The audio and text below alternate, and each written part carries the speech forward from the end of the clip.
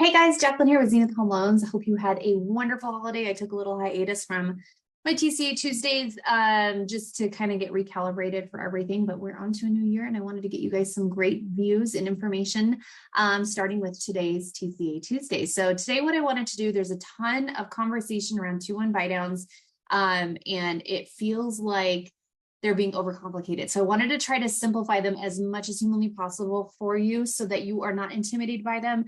You can comfortably explain them to your clients. If you're a consumer, that you can comfortably act upon these if you want to. They're really not difficult. It's just another way of setting up a loan structure. So I set up a TCA or mortgage coach for you. So we're going to go ahead and put up here in just a second. Okay, so what I did is just try to, again, if you click on this link so that you can re-explain this or have it be re-explained to you again, you can certainly watch this video again and again, or you can call me and I'll talk you through it too. But basically, here's what you need to know. Depending on how much the consumer is putting down or a buyer is putting down, they are entitled to a certain amount of concessions from the seller.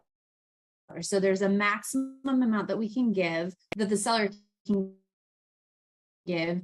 And I'm just talking conventional loans right now. If we need to get into the nitty gritty of others, I have a little cheat sheet for you that I can send over. But if we're putting down less than 10%, you can get up to 3% of your purchase price. In these examples, we're looking at a $600,000 purchase price. So we're going to say 18 grand, keep everything simple, right? If we put down more than 10%, you can get up to 6% of the purchase price. So 32,000. Most sellers are not going to give us 6%, but hey, it's worth asking. The only thing they're going to do is tell you no. They might laugh at you a little bit, but at least we know. And so what I did is there's a couple different ways we can do that. So when you get a concession from a seller, and this is standard across the board, your concessions from your seller, your credits for the transaction cannot exceed the actual cost of doing the loan. So if we get 18,000 and we only need 17, that $1,000 is going back to your seller. So we want to try to spend that money as best we can.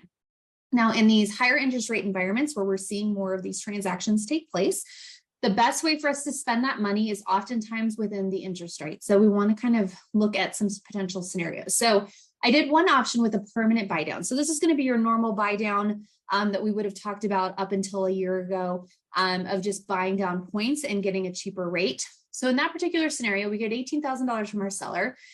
Well, I'm going to cap us at about 5.875 on buying down the rate because 18,000 isn't enough to get us down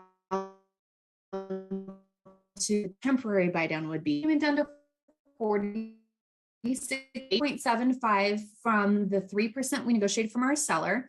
And I applied that to buying the interest rate down. And then I took the rest of it and just applied it to our closing costs, because that's usually what we use seller credits for, right?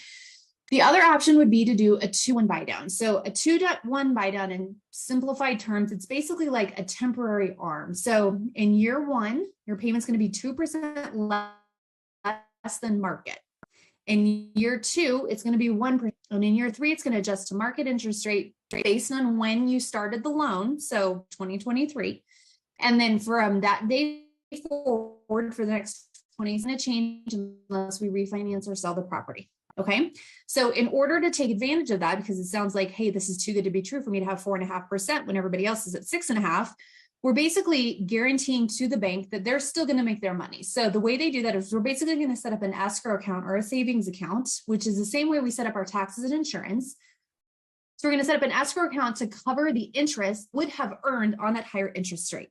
So in this example, it ends up being about $12,973, which is just shy or just over 2% of what the just over 2% of the purchase price, in concession. So if we get a full 3%, we still have 1% to kind of play with, right? So in year one, if our base rate's going to be, or our market rate 6.5%, our base rate's going to be, our starting rate's going to be 4.5%. That's going to put us at a payment of $35.85 per month. It's going to save us $714 per month for the next 12 months. Okay.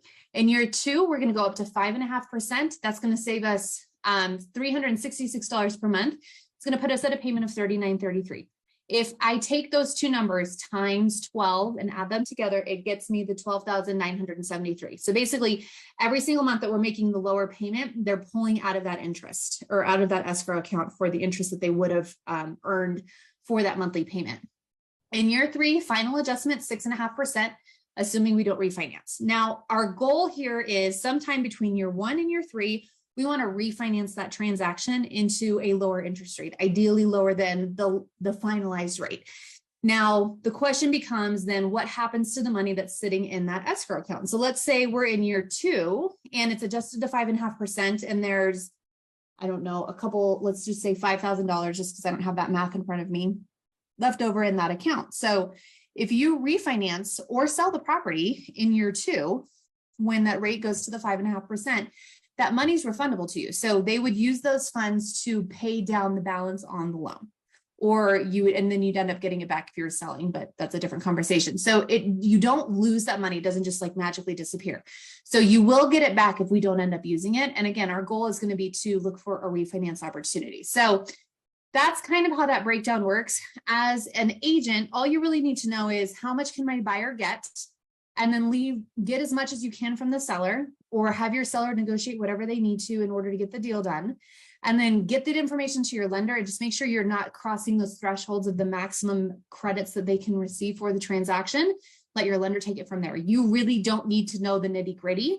As a buyer, all you need to know is, am I comfortable with the highest payment that this could adjust to if there's not a refinance opportunity sometime in the next 24 months? That's all we really need to know. So in year 1, obviously we're at 35.85. We want to know, are you comfortable going to 4,300 if we can't adjust the rate, if the market doesn't get any better? Not going to go any higher than this. The only reason why your monthly payment would change outside of these numbers is if your taxes or your insurance increase. But likely, like I said, there's going to be a refinance opportunity sometime between now and when that final rate adjustment takes place. Okay. So if we click on more info, I'm going to jump over to our closing costs because I want to highlight a couple of things. So we've got contributions. So this is the credits that we're receiving from the seller. So we just want to kind of see where that number falls. And then we've got points. So I did include some points in here so that we can kind of see where those options are. And then you're going to see non-APR costs. So these numbers are higher here because this is that prepaid number for the escrow. So I've got your 2-1 buy down escrow cost, $12,973. Now I have it reflected as being paid by the borrower, but the seller, we're using that seller credit in order to pay for it. Okay, so that is the most simplified way that I can think to explain the 2-1 buy down option. So it doesn't have to be scary. It's a super simple process, the majority of which gets taken care of by your lender. So if you have additional questions, let me know. But hopefully this helps clear up some of the questions and concerns that you might have, and just makes this whole process a little bit easier to navigate with you as a consumer or with your buyers. If there's absolutely anything else I can do for you, let me know, and we'll see you next week. Thanks.